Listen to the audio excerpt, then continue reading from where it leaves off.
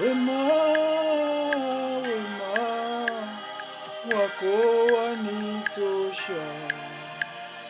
Niwe, niwe kimbilio. Niwe, niwe mwamba wangu. Shalom, shalom wapendwa katika Kristo. Ninawasalimu nyote katika jina la Bwana wetu Yesu Kristo. Kwa majina naitwa Zoe Fiston. Mpendwa katika Kristo. Nampenda Kristo maana ndiye amenipenda kwanza. Kwa pendo la ajabu niliokuwa sifai, niliokuwa sistahili, bali kwa wema wake akanifanya kuitwa mwana. Maana si mimi tena bali Kristo ndani yangu. Maana waliokuwa ndani yake wanafanyika kuwa nuru, wanafanyika kuwa wana na warisi wa ufalme wa mbingu. Leo hii nataka kuchangia na nyinyi wapendwa katika Kristo. Somo la siku hii na asubuhi ya leo linasema kwamba ondoka uangaze, maana nuru yako imekuja. Najua kila mtu anaweza kujiuliza kwa nini Bwana anahitaji tuinuke na tuangaze. Na nuru hii tunahitaji kwenye maisha yetu ni Kristo.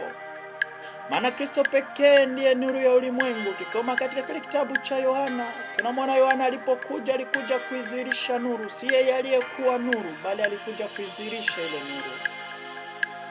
Tunatakiwa kujua kuwa duniani au katika dunia inajaa mambo mengi sana yanayotufanya tusiangaze.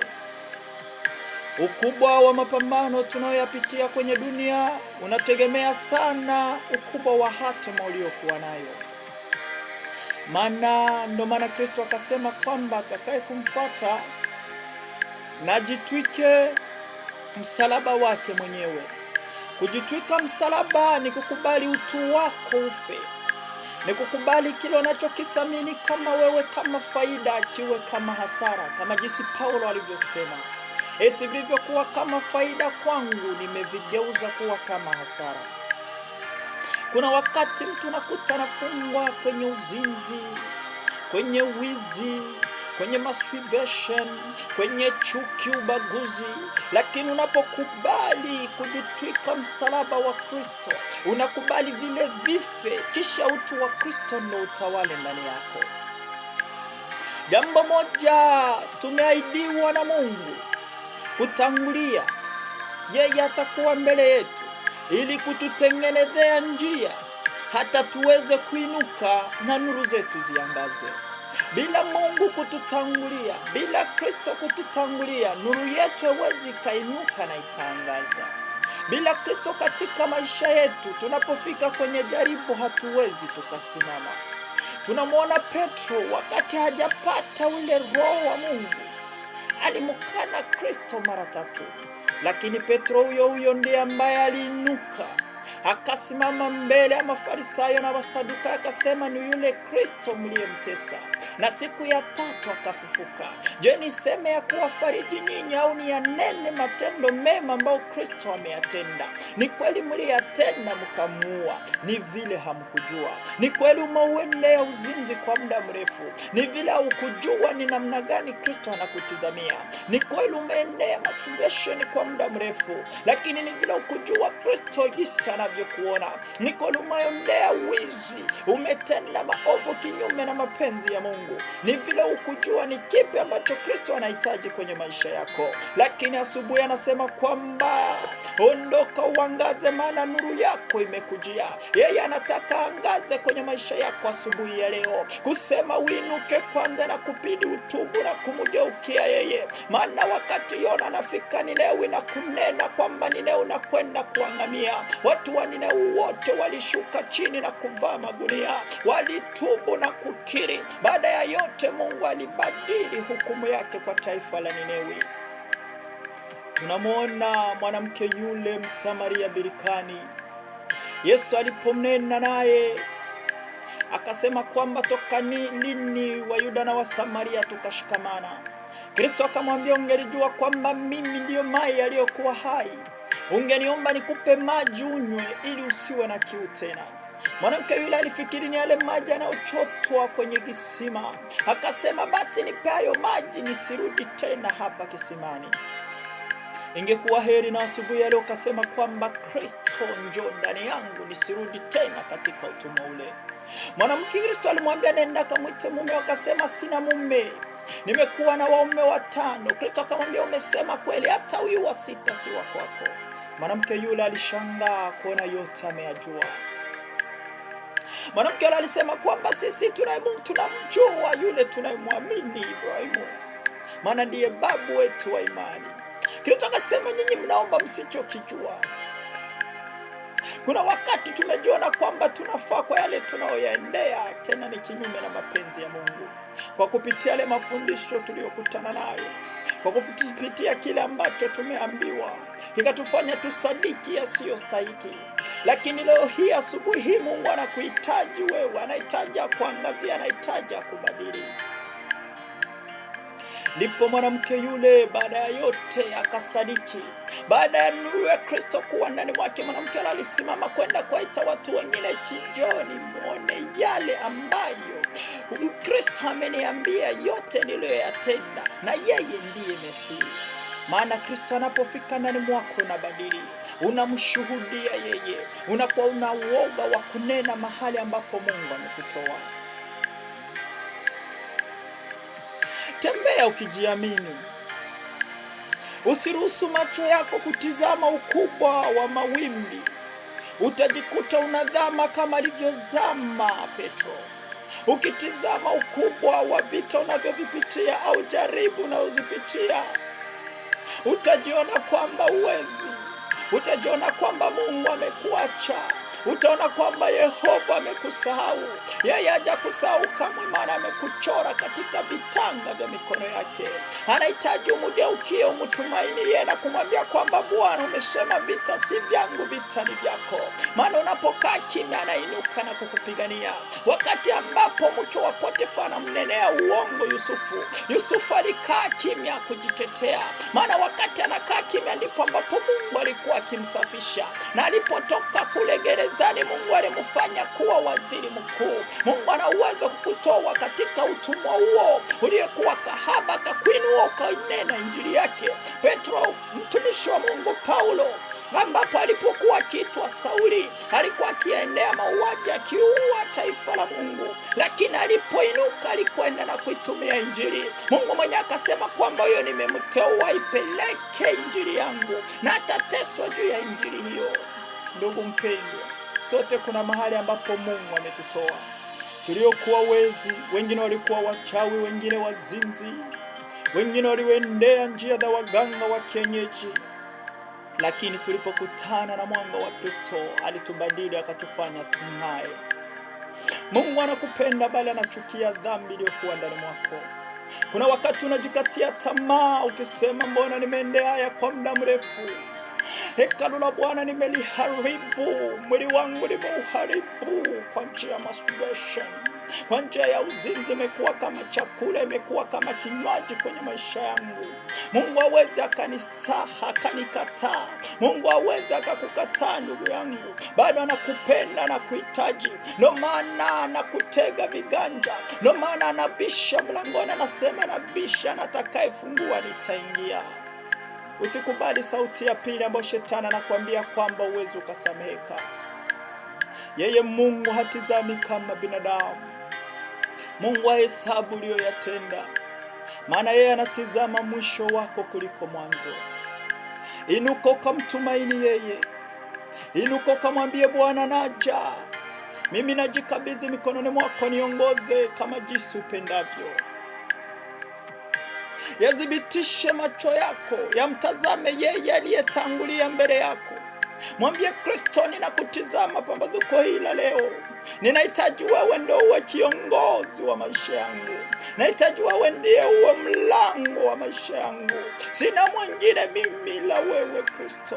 Sina mwingine wa kunivusha kwenye jaribu hili la wewe. Kuna jaribu unalipitia, ndugu anakukataa, kila mtu anakuwa kinyume na wewe, lakini Mungu pekee ndiye ambaye anasimama na wewe. Na unapomwambia, utosikia neno lako kwa rafiki au kwa mtu yeyote yule, maana unapokaa kimya ndipo ambapo Bwana anatengeneza njia.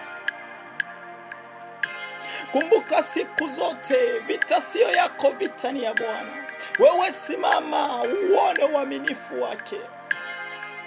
Simama mwambie Bwana, naja nipiganie kama jinsi utakavyo.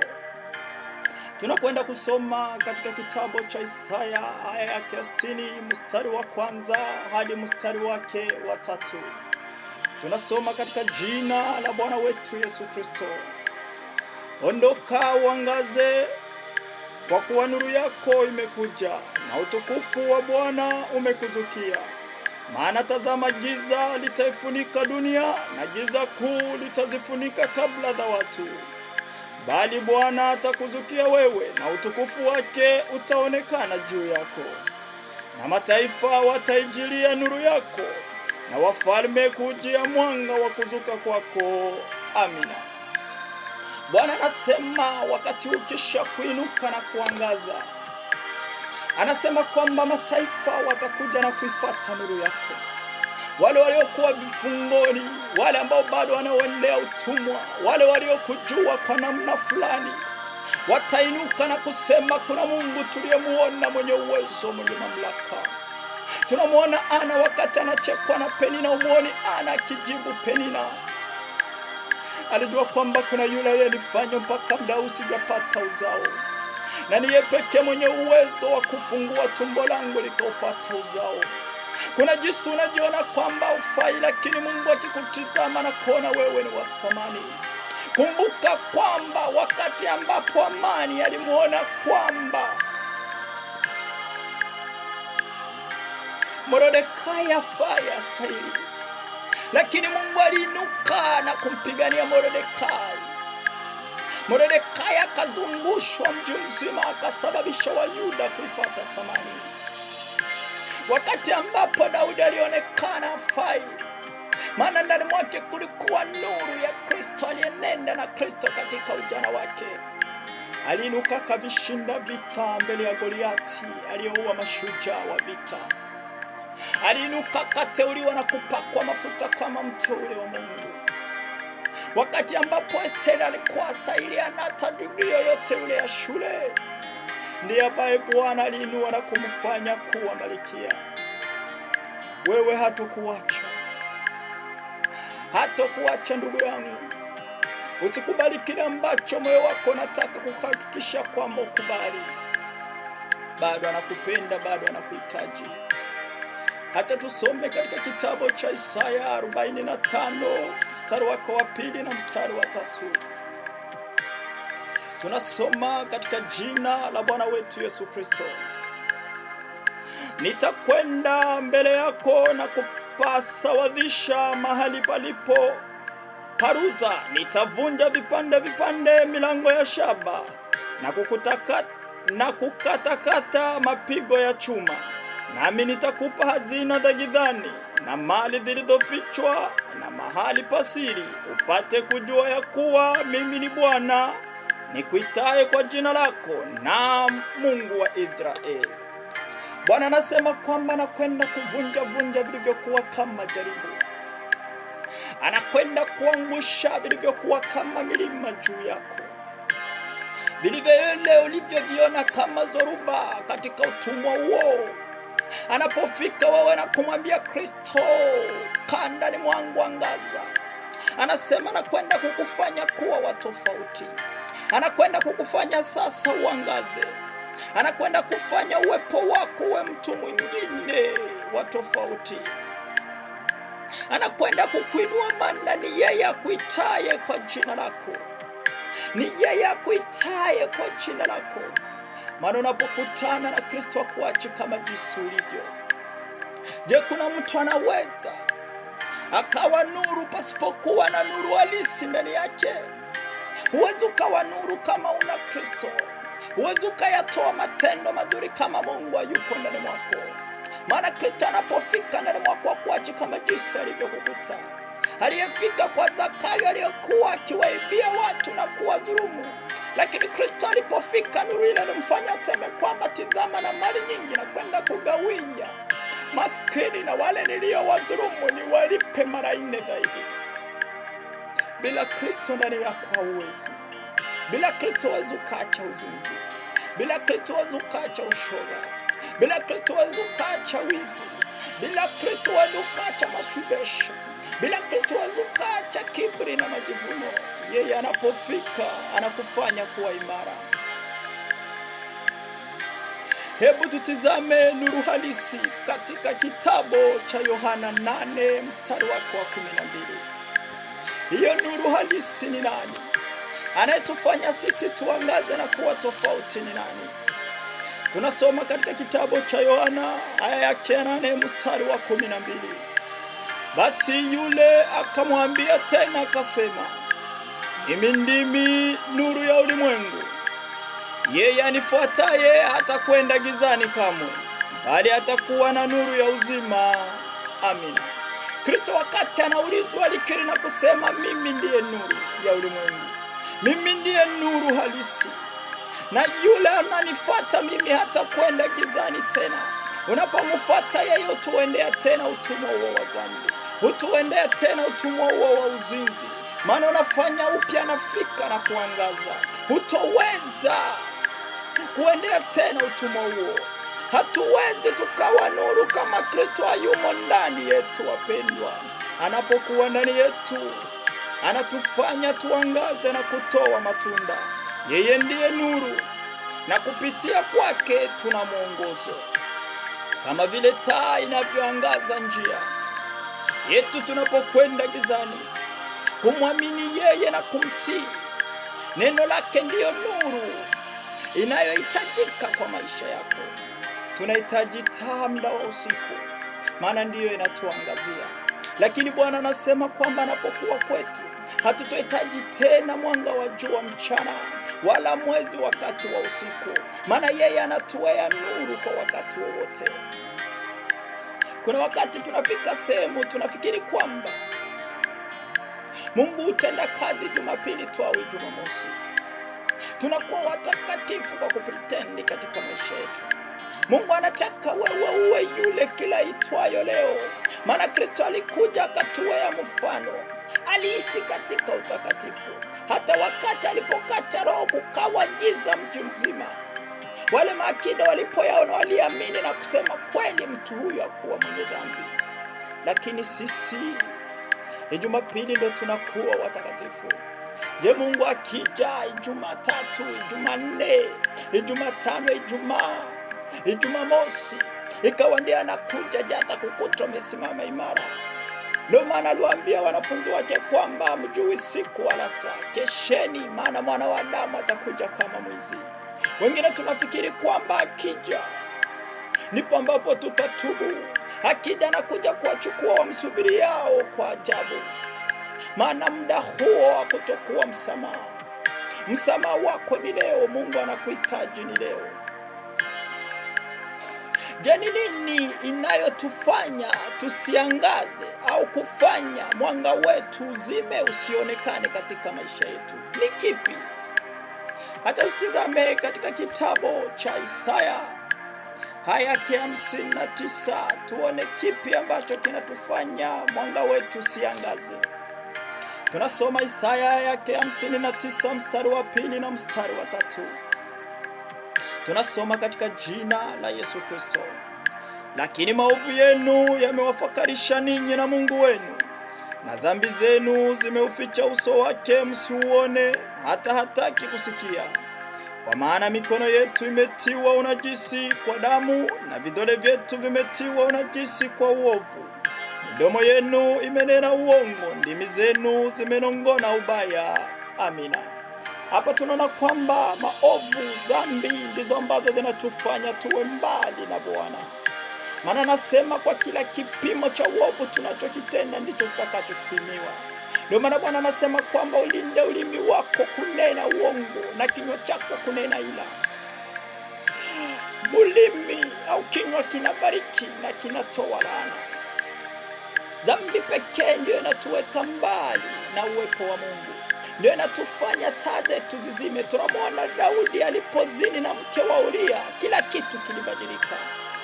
Tunamwona mtumishi wa Mungu wakati alitenda kinyume na mapenzi ya Mungu, kila kitu kiliharibika. Samsoni, ule mwanga ulipozima ndani mwake na kujitegemea, ndipo akamwambia siri Delila. Delila akamlalisha kwenye mapaja, akanyoa nywele zake za kichwa. Samsoni alifikiri kwamba yeye ni yule yule. Biblia inasema kwamba hakujua kwamba Mungu ameshamwacha. Acha tumalizie neno hili katika kitabu cha Hosea. Hosea sura yake ya 6 katika mstari wake ule wa kwanza. Tunasoma kitabu cha Hosea aya yake ya 6 mstari wa kwanza. Tunasoma katika jina la Yesu Kristo. Njoni tumrudie Bwana, maana yeye amerarua na yeye atatuponya, yeye amepiga na yeye atatufungua jeraha zetu. Amina. Ndugu mpendwa, asubuhi Bwana ataka umrejelee, ataka awe nuru ya maisha yako. Ni kweli umezitegemea akili zako, ni kweli umekwenda kinyume kwa muda mrefu ukamsahau Bwana Mungu wako, lakini leo yasema kwamba umrejelee, maana ni yeye pekee mwenye uwezo wa kukuganga, ni yeye pekee mwenye uwezo wa kutoa katika utumwa huo ukawa salama. Zitizame njia zako, yatizame matendo yako unayoyatenda. Tizama mwenendo wako kila itwayo leo. Bado hujachelewa, hata kama unaona kwamba haiwezekani. Acha tuombe kwa pamoja. Tunakusante Bwana Mungu mwenye nguvu kwa neno hili la baraka asubuhi ya leo, ambao umekuja kunena na taifa lako, kitukumbusha Bwana wema wako na fadhili zako na kile unachohitaji katika maisha yetu. Umekuja kunena nasi Bwana kwamba tuinuke Bwana, tuangaze, maana nuru yako imetukujia. Nuru ni wewe Kristo, ambao unataka kuyangaza maisha yetu na kuonesha baba huyu, mama huyu, vijana hawa ambao wamekuwa kinyume na mapenzi yako, ambao wamewendea utumwa na kutenda mambo yasiyostahili. Tumeona katika neno lako nasema kwamba dhambi na matendo maovu ndio ambayo yanatuweka mbali na wewe, lakini Bwana umesema kwamba tuje mbele zako, maana wewe ni mwingi wa huruma, wewe ni mwenye msamaha, mwenye kuganga tena ile mioyo iliyovunjika. Ganga moyo wa kijana huyu, ganga moyo wa binti huyu, ganga moyo wa baba huyu na mama huyu. Usikubali Bwana dhambi hizi zikamtafuna, maana unasema katika neno lako ufurahi wafu wanaofia katika dhambi, maana unahitaji wote waifikie neema. Ninakuinua mara tena nikisema asante, maana wewe ndiye mwaminifu na kwenda kututembelea na kutenda makuu. Acha Bwana maisha yao yakawekwe huru. Acha Bwana damu yako yenye uzima yenye thamani kawaguse na kuwabadilisha. Bwana wakachiliwe sasa na pepo hizo chafu, wakachiliwe na utumwa walioendea kwa muda mrefu. Ukawape moyo wa kutubu na moyo wa kunyenyekea. Bwana nakwenda kuwaweka mikononi mwako, nikiomba na kuamini katika ukuu wa jina lako Yesu Kristo. Amina. Kile ambacho Bwana anahitaji ni kitu kimoja. Ukiona katika kitabu cha Yohana, wakati Yohana anakuja, neno alikuja na alisema kwamba tubuni, maana ufalme wa Mungu unakaribia. Ndugu yangu, tunahitaji kutubu dhambi zetu. Kutubu ni kuacha. Kutubu ni kumgeukia Mungu, kusema kwamba Bwana, nilikuwa nimekupa kisogo, sasa na kutizama. Kuungama, tunapoungama tunakuwa tunamwaibisha shetani, kumwambia kwamba shetani, sina siri na wewe tena. Na kujitakasa, tunajitakasa kila itwayo leo, maana Bwana anasema mtakatifu azidi kujitakasa. Maana katika kunena, katika fikra zetu, kuna wakati tunafikiri tunanena kinyume, lakini tunahitaji ile damu ya Yesu tuoshe, tutakase. Huo ndio maisha ya utakatifu, maana hujui siku wala saa. Hata Kristo mwenyewe hajui siku hiyo ya mwisho, isipokuwa Baba peke yake. Inuka uangaze, kama neno hili limeyabadili maisha yako. Inuka umlilie Bwana. Kabla hujakwenda kutubia kwa mtumishi yoyote, chukua muda wa maombi, omba. Nasikia kile ambacho moyo wako utakurizia. Sikia pale ambapo moyo wako utakuongoza kwenda kutubia. Maana kuna wengine tunawaona wamesimama, lakini sio, maana atampinga Kristo tayari ameinuka na anatenda kazi. Mungu awabariki.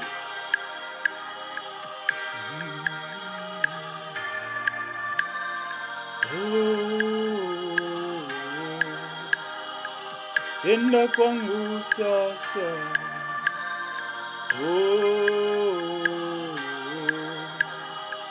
tenda kwangu Baba,